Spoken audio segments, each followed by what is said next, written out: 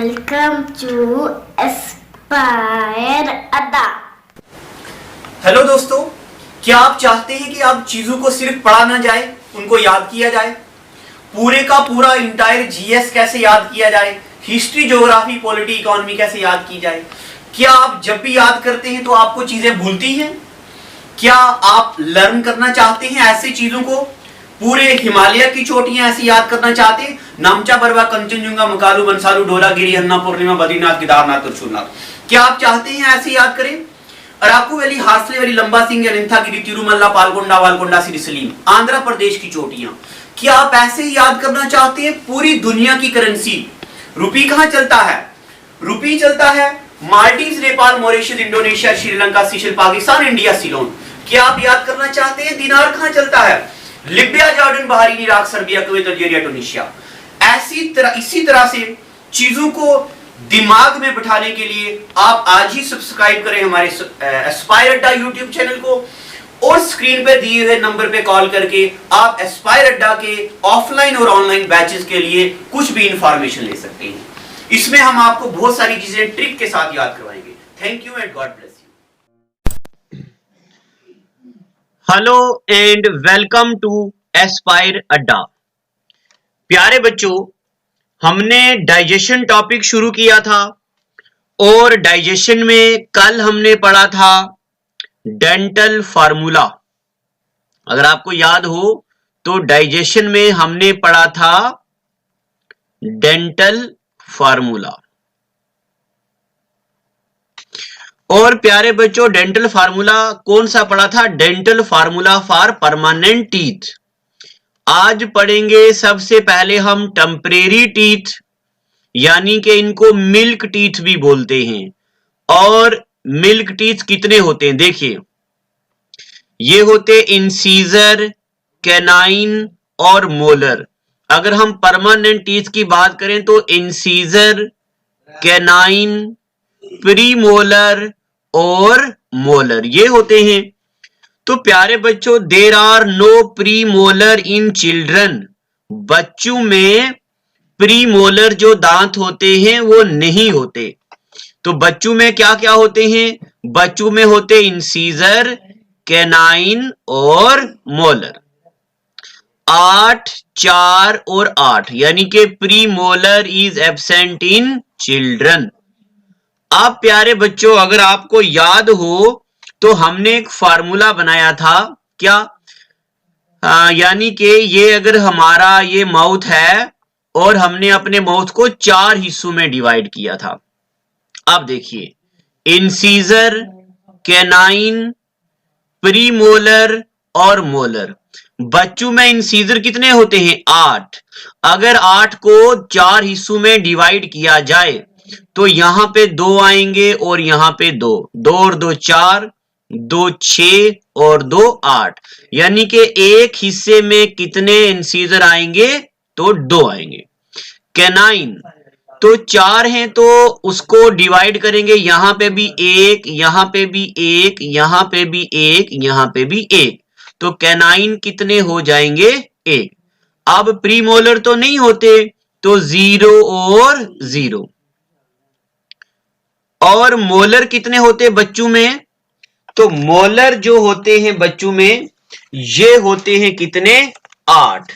तो जब ये होते हैं 8 तो यहां पे इसको करेंगे डिवाइड, तो यहां पे 2, यहां पे 2 4, यहां पे 2 6, यहां पे 2 8, तो यानी कि यहां पे भी 2 ये कितने होते हैं? इंसीजर, कैनाइन, प्रीमोलर और मोलर। तो मोलर कितने होंगे? यहां पे ये होंगे 2। तो बच्चों का डेंटल फार्मूला क्या बनेगा? 2 1 0 2 डिवाइडेड बाई 2 1 0 2, ये और इनटू 2।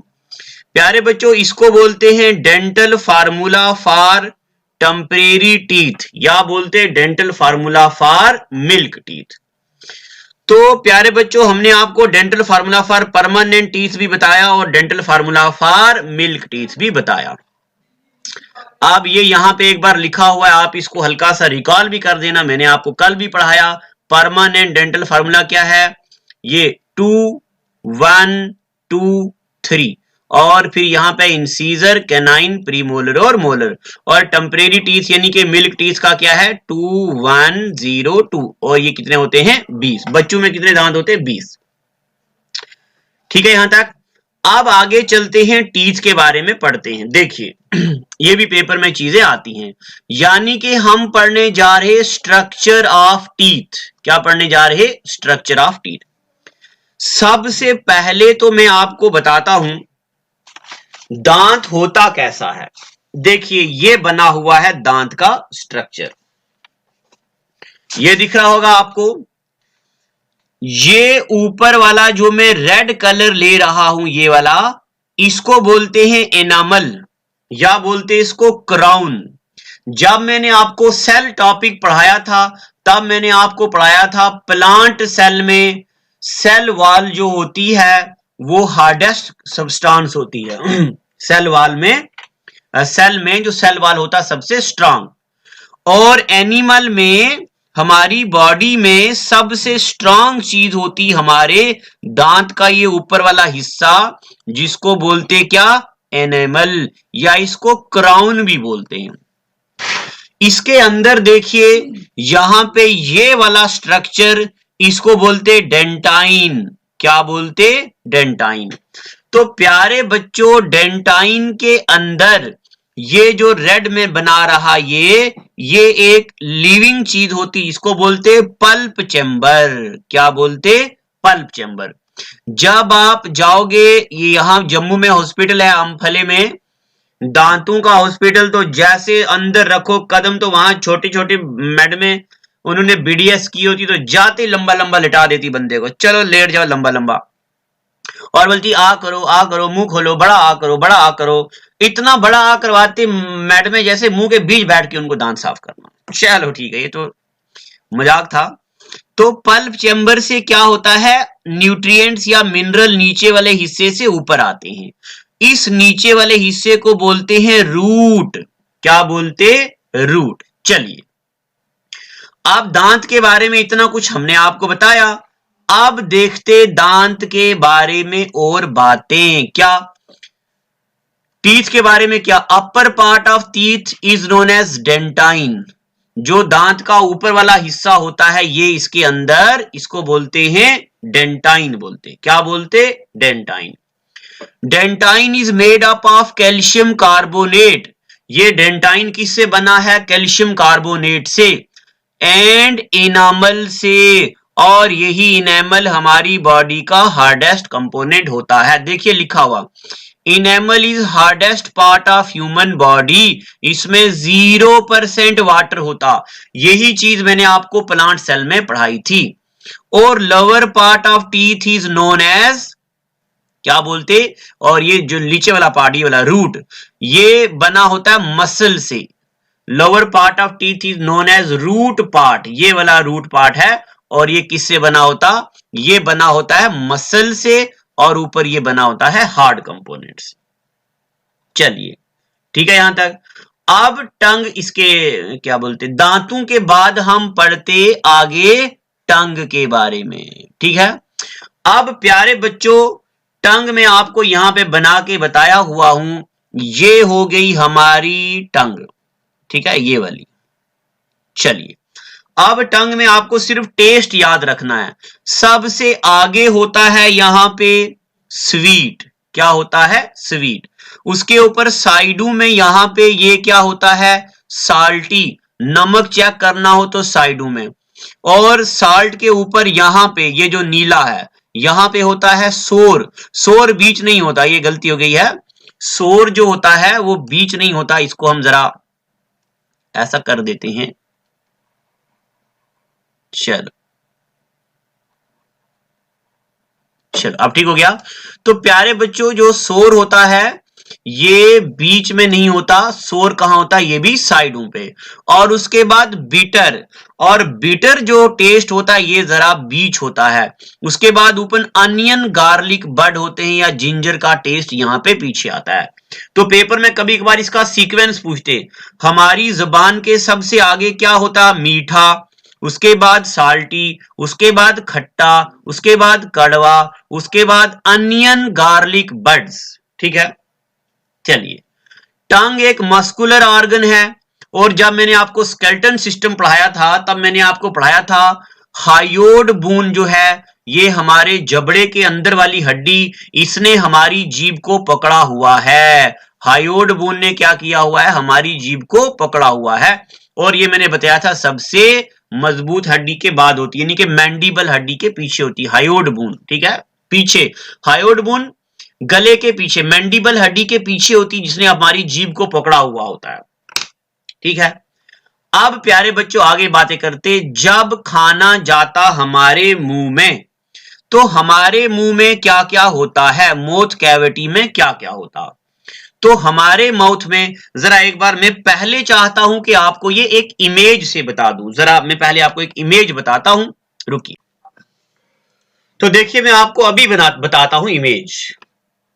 यहां पे सबसे पहले हम देखते हैं एक इमेज कि कैसे खाने की डाइजेशन पार्ट प्ले होता है, और फिर हम आगे फर्दर बढ़ते हैं थोड़े। सबसे पहले प्यारे बच्चों देखो, हम खाना डालते अपने मुंह में, खाना चला गया मुंह के अंदर। अब मुंह के अंदर यहां पे होते हैं सलेवरी ग्लैंड्स, ये पीले पीले कलर के, ये भी और ये भी। सलेवरी ग्लैंड क्या करते हैं, कार्बोहाइड्रेट को मुंह में ही डाइजेस्ट करना शुरू करते हैं।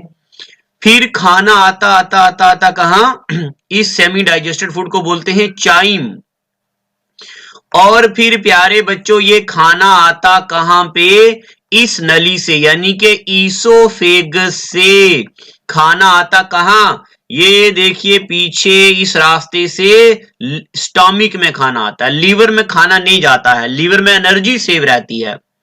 स्टोमिक में खाना आता है।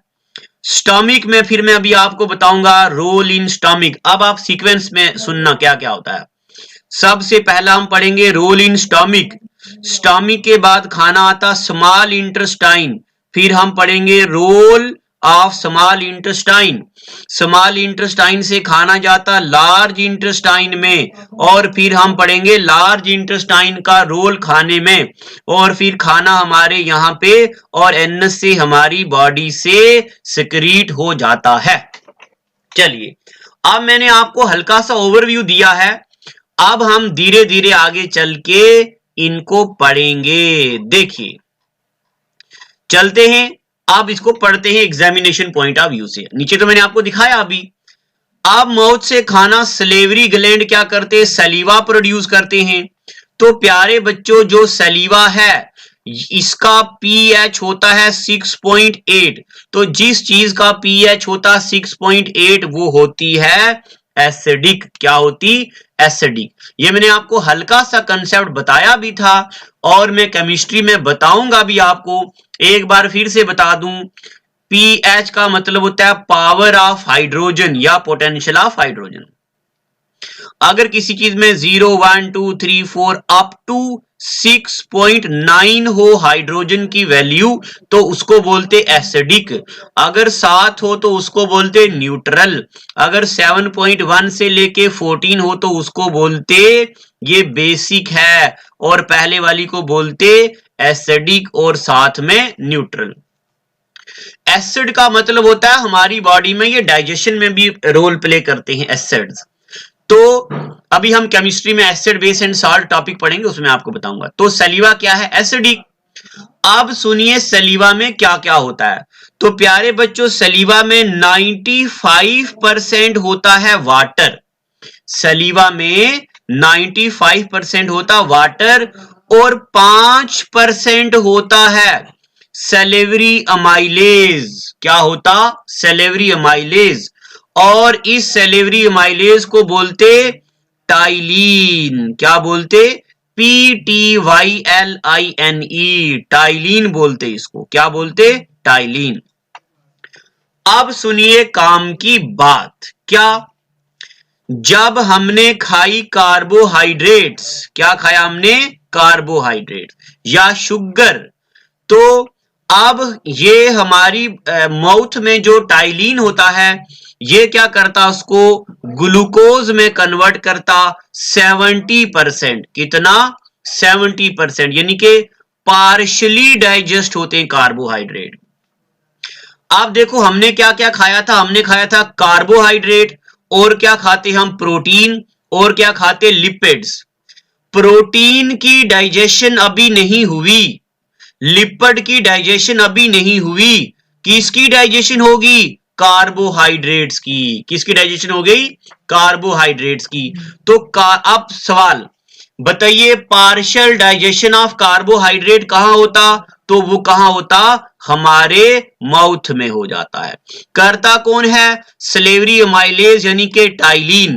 पार्शली डाइजेस्ट होके क्या बनाता? ग्लूकोज। अब पेपर में आता फाइनल डाइजेस्ट होके कहां सेव होता और क्या बनता? ग्लाइकोजन। अभी नहीं, तो मैं आपको स्टमक में पढ़ाऊंगा, ठीक है।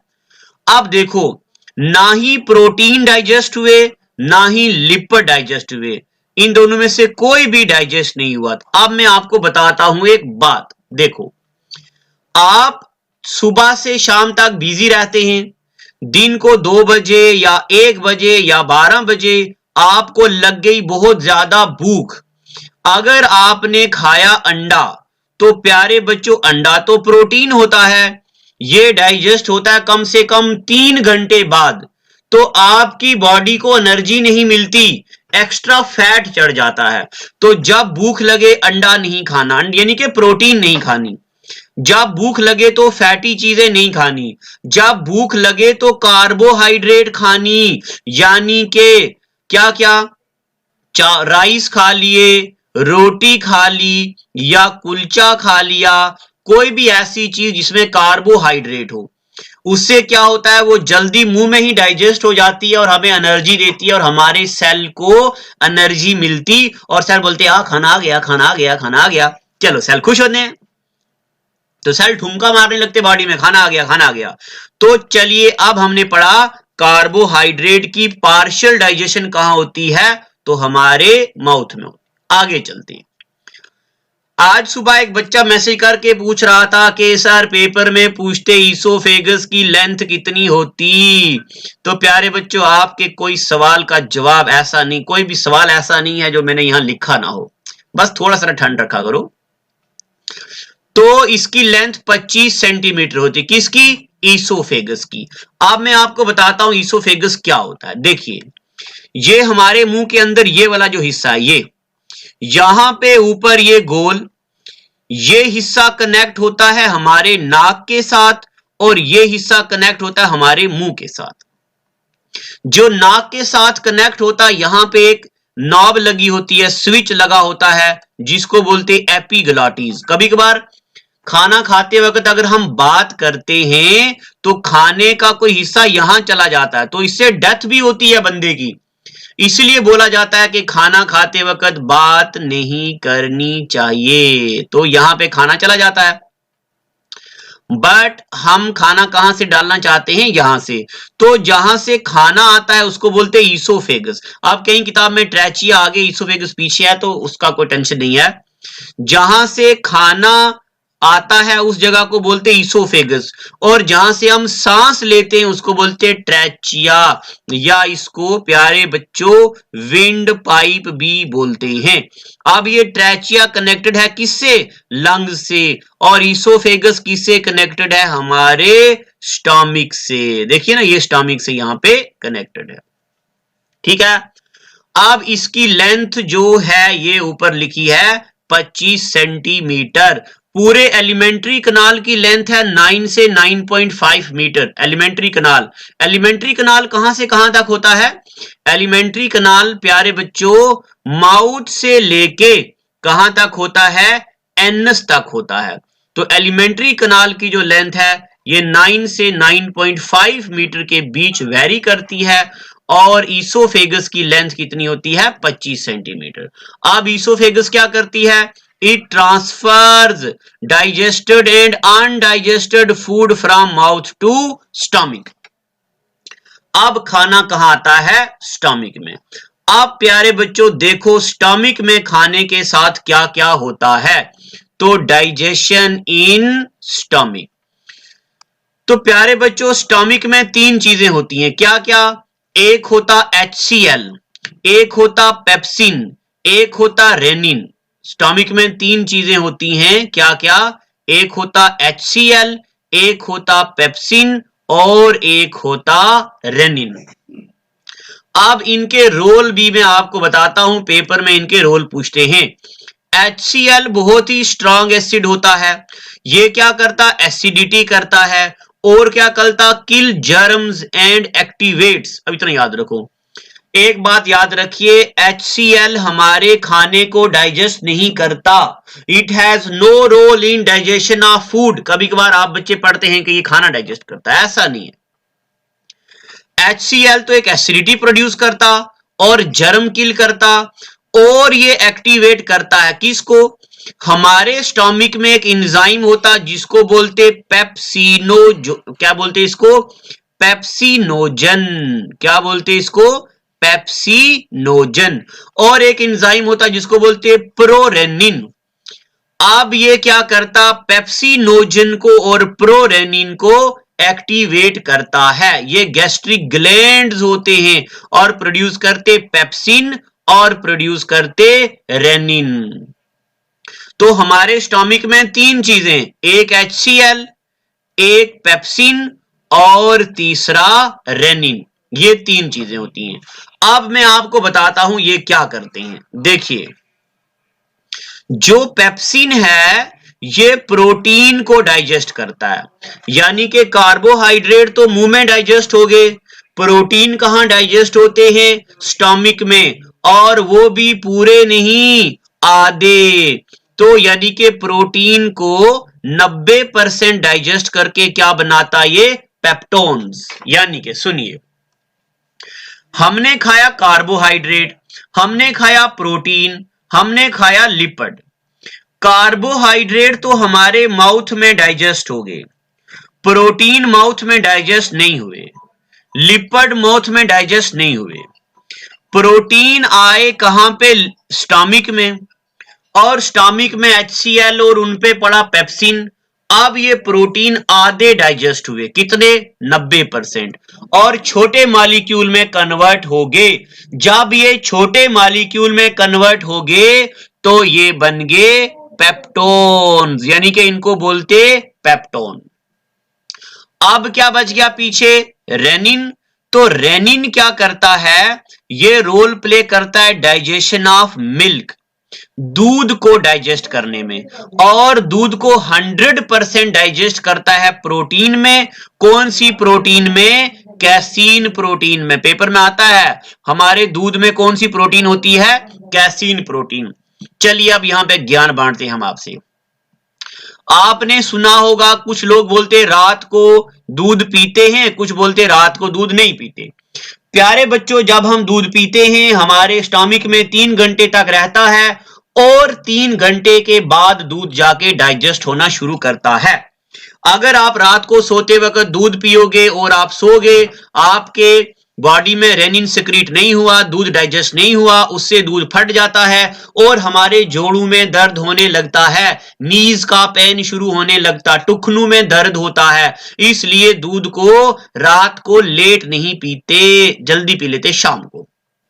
चलिए, तो एक बात और, जो छोटे बच्चे होते हैं उनके अंदर नेचर ने ये सिस्टम रखा है कि छोटे बच्चों के अंदर रेनिन ज्यादा ज्यादा ज्यादा प्रोड्यूस होता है, तो फिर छोटे बच्चों के अंदर दूध डाइजेस्ट होता है। छोटे बच्चों के अंदर क्या होता है? छोटे बच्चों में दूध ज्यादा जल्दी डाइजेस्ट होता है क्योंकि उनके अंदर नेचर ने एक सिस्टम रखा है। क्या सिस्टम? के उनके अंदर रेनिन ज्यादा प्रोड्यूस होता। अब कभी कभार आपने देखा होगा छोटा बच्चा जैसे दूध पीता है और मुंह से दूध निकाल देता है, क्योंकि उसके अंदर रेनिन की प्रोडक्शन नहीं हुई और दूध डाइजेस्ट नहीं हुआ। तो ले जाते डॉक्टर के पास, डॉक्टर देता मेडिसिन। अब रेनिन प्रोड्यूस होता, ज्यादा ज्यादा ज्यादा रेनिन प्रोड्यूस होता। तो जब रेनिन प्रोड्यूस होता है तो बच्चों को दूध डाइजेस्ट होता है। और मैं आपको एक बात बताऊं, कभी कभार किसी बंदे को जैसे कुछ भी खाए तो स्टोमिक में बहुत ज्यादा गैस बनती है ना, गैस्ट्रिक प्रॉब्लम हो जाती है। फिर वो आते जम्मू में डॉक्टर के पास और डॉक्टर इनका चेकअप करता, फिर डॉक्टर पूरे का पूरा दूध का प्रोडक्ट बंद कर देता। Milk and milk product strictly prohibited. उससे क्या होता, फिर हमारा मैदा धीरे धीरे धीरे धीरे ठीक होने लगता है। तो ये भी इसी रेनिन के कारण होता है। रेनिन कंप्लीट डाइजेस्ट कहां होता, हमारे स्टॉमिक में ना, सॉरी, मिल्क कहां डाइजेस्ट होता, स्टॉमिक में, और कौन करता, रेनिन। चलिए, कोई भी डाउट हो नीचे कमेंट सेक्शन में लिखिए, हम उसको देखेंगे। अब आगे, ये जो HCl होता है ना, HCl is also known as hormone. ठीक है, HCl क्या होता है, इसको भी हार्मोन बोलते हैं। अब यहां तो मैंने लिख दिया, नहीं तो मैं आपसे एक सवाल पूछता कि कौन सी विटामिन डी को हार्मोन बोलते हैं, तो विटामिन डी को भी हार्मोन बोलते हैं। और कौन से एसिड को हार्मोन बोलते हैं, HCl को, क्योंकि ये इसकी कमी नहीं होती है। एक ही बार जब बच्चा बेबी पैदा होता है तो उसी के बाद ये खुद प्रोड्यूस होने लगता है। अब मैं आपसे एक सवाल पूछता हूं, देखिए प्यारे बच्चों, ये है हमारा लिवर, है ना, ये है हमारा लिवर, ये वाला। तो लिवर प्रोड्यूस करता है HCl। इस HCl का जो pH वैल्यू होता है ये 0 से लेके 1 होता है। इतना स्ट्रांग होता है कि लोहे को भी गाल देता है, पिघला देता लोहे को भी। फिर भी हमारे लीवर को क्यों नहीं पिघलाता, क्योंकि हमारे लीवर के अंदर एक लेयर होती है और इस लेयर को बोलते हैं म्यूकस। क्या बोलते, म्यूकस। ये म्यूकस लेयर क्या होती है, ये बेसिक होती है। और HCl क्या होता है, एसिड होता है। जब ये एसिड बेस के साथ मिलता तो इसका इफेक्ट को खत्म कर देता, इसीलिए हमारे लीवर में सुराख नहीं होता। ये नेचर ने हमारी बॉडी के अंदर रखा है कि मेरा बंदा है, इसके लीवर में सुराख नहीं होना चाहिए। ठीक है, तो म्यूकस लेयर या बेसिक होती है, ये सेव करती है स्टॉमिक को फ्रॉम HCl। तो स्टॉमिक का HCl कितना होता है, 1.5 से लेके 2 तक, ये भी याद रखना। म्यूकस लेयर क्या होती है, बेसिक इन नेचर। चलिए, अब हमने खाए कार्बोहाइड्रेट खाए थे, प्रोटीन खाए थे और लिपिड खाए थे। अब हमारी बॉडी में खाना चला जाता है कहां पे, स्मॉल इंटेस्टाइन में। अब स्मॉल इंटेस्टाइन में खाने के साथ क्या होता, अगले एपिसोड में पढ़ेंगे। तो मैं एक बार आपको रिवाइज करवाता हूं इस फिगर पे। यहां पे देखिए प्यारे बच्चों, हमने खाना खाया मुंह में और मुंह से खाना आ गया कहां, स्टॉमिक में। मुंह में होती क्या, स्लेवरी अमाइलेज, जो कार्बोहाइड्रेट को डाइजेस्ट करती। स्टॉमिक में होता HCl, स्टॉमिक में होता पेप्सिन, स्टॉमिक में होता रेनिन। HCl क्या करता, पेप्सिन और रेनिन को एक्टिवेट करता। पेप्सिन क्या करता, पेप्सिन डाइजेस्ट करता है प्रोटीन को, पी से पेप्सिन, पी से प्रोटीन। और एक होता रेनिन, रेनिन किसको डाइजेस्ट करता, रेनिन डाइजेस्ट करता मिल्क को, और मिल्क को क्या बनाता, कैसीन प्रोटीन। क्या बनाता, कैसीन प्रोटीन। और उसके बाद खाना जाता स्मॉल इंटेस्टाइन में, स्मॉल इंटेस्टाइन के बाद खाना आता लार्ज इंटेस्टाइन में। और फिर खाने के साथ क्या क्या होता, अगले एपिसोड में पढ़ेंगे। उसके बाद हम पढ़ेंगे nutrition in plants, autotrophic, heterotrophic, और फिर पढ़ेंगे इन्वेंशन एंड डिस्कवरीज। इसके साथ हमारी बायोलॉजी होती खत्म। अब मैं आपको बताता हूं एक बहुत ही जरूरी बात, क्या कि एस्पायर अड्डा यूट्यूब चैनल पे अगर आप हमारे पेड स्टूडेंट हैं, तब भी अगर आप किसी कारण फी नहीं पे कर सकते, तो आप फ्री वाले स्टूडेंट हैं तो भी आपके लिए एक नई फैकल्टी हायर की है हमने, जिनका नाम है श्री अक्षय कुमार, अक्षय सर। इनके बारे में मैं आपको बताता हूं। ये रिसेंटली मैकेनिकल जेई अपॉइंट हुए हैं इंडियन रेलवे में, और इनके अलावा इन्होंने कौन कौन से एग्जाम क्वालिफाई किए हैं पहले मैं आपको ये बताता हूं। जब आपकी सर से मुलाकात कराएंगे तो सर से विद रोल नंबर आपसे बात कर लेना, चेक कर लीजिएगा जो भी करना हो। गेट का एग्जाम 2018 में भी और 2019 में भी। उसके बाद जेके बैंक पीओ का एग्जाम क्वालिफाइड, बट ये फिर आगे आपको तो पता ही है जेके बैंक का वो नहीं हुआ, उन्होंने कैंसिल कर दिया। और उसके बाद state bank of India SBI PO का एग्जाम बहुत ही हाई लेवल का होता है, ये क्वालिफाई किया। इसके बाद इन्होंने SCSC के एग्जाम 3 बार क्वालिफाई किए, बट इन्होंने ज्वाइन क्यों नहीं किया ये हम आपको बताते। तो सुनिए, ये जो अक्षय सर हैं इनका ख्वाब था बचपन में ही कि ये इसरो को सर्व करेंगे। इंडियन स्पेस रिसर्च ऑर्गेनाइजेशन, नाम से ही देखो कितना बड़ा नाम है, इसरो। हाँ, एक बार फिर से सुनो, ये इसरो को सर्व करना चाहते थे, Indian space research organisation. But इनका ये ड्रीम एक बार फुलफिल हुआ और आखिरी राउंड में जाके रह गया। तब सर को बहुत दुख हुआ, बट इनके पेरेंट्स ने बोला ये जितने भी जॉब्स हैं ये ज्वाइन कर लो। अब इन्होंने कोई भी जॉब ज्वाइन नहीं की। अब रिसेंटली हमारी कंट्री में तो आपको पता है जॉब की क्राइसिस चल रही। अब रिसेंटली इन्होंने एक डिसीजन ले लिया है कि जेई का जो इन्होंने एग्जाम क्वालिफाइड किया है, यानी कि जेई रेलवे में, वो इन्होंने ज्वाइन कर दिया है। तो ये रेलवे में अपॉइंट हो गए हुए हैं, बट ये इन हाउस फैकल्टी हैं, ये कंट्रीब्यूट करना चाहते हैं। तो मैं थैंक यू बोलूंगा अक्षय सर को, ये खुद से कंट्रीब्यूट करना चाहते हैं और ये पेड वाले बच्चों को पढ़ाएंगे पॉलिटी और पेड वाले बच्चों को पढ़ाएंगे इकोनॉमिक्स, 2 सब्जेक्ट ये पढ़ाएंगे। और अब इनका इसरो का लक्ष्य है, वो तो इन्होंने छोड़ना नहीं है, उसके अलावा इनका अगला लक्ष्य है UPSC यानी कि IAS। तो प्यारे बच्चों, आर्ट एंड कल्चर भी ये आपको पढ़ाएंगे, 4th क्लास का जो सिलेबस है, उसके अलावा पॉलिटी और इकोनॉमी ये आपको पढ़ाएंगे। बस रेडी रहिएगा। मैं तो बोलता हूं कि बहुत ही लकी हैं आप बच्चे जो ऐसी हाई लेवल फैकल्टी से पढ़ रहे हैं। और जितना भी बायोलॉजी में डाउट है नीचे कमेंट सेक्शन में लिखिए, हम उसको सॉल्व करेंगे। Thank you and God bless you. जितनी भी सोशल मीडिया साइट्स हैं, यानी कि फेसबुक हो, इंस्टाग्राम हो, टेलीग्राम हो, व्हाट्सएप हो, ट्विटर हो, इन सारी सोशल मीडिया साइट में इंस्पायर अड्डा चैनल मिलेगा। तो इसके अलावा आप यूट्यूब पे हमें फॉलो कीजिए। हमारे जो टेलीग्राम और व्हाट्सएप के ग्रुप है वहां पे लाइव टेस्ट चलता है। आप टेस्ट को एनरोल करने के लिए आप हमारे व्हाट्सएप ग्रुप में आ जाइए, नंबर हमारे आपके पास है।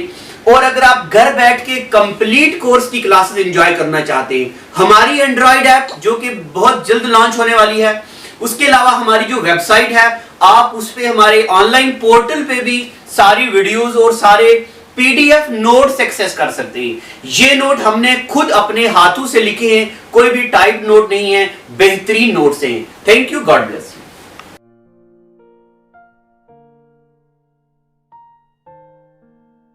Well, it is hard time for all of us. Due to coronavirus, we have break the situation as earlier it was. But time never stopped for anyone. But it doesn't mean that we should go out and prepare for all the competitive exam. We can utilize this time by doing self-study and taking help of Aspire Ada YouTube channel. To start with, you need to prepare a proper schedule for all the subject, and without going out, you should complete all the syllabus by yourself. And when the critical situation will end, here you are. Hooray! You are ready for all the competitive exam. Utilize this time until it go. Aspire Ada Institute, best institute in Jammu for all the competitive exams.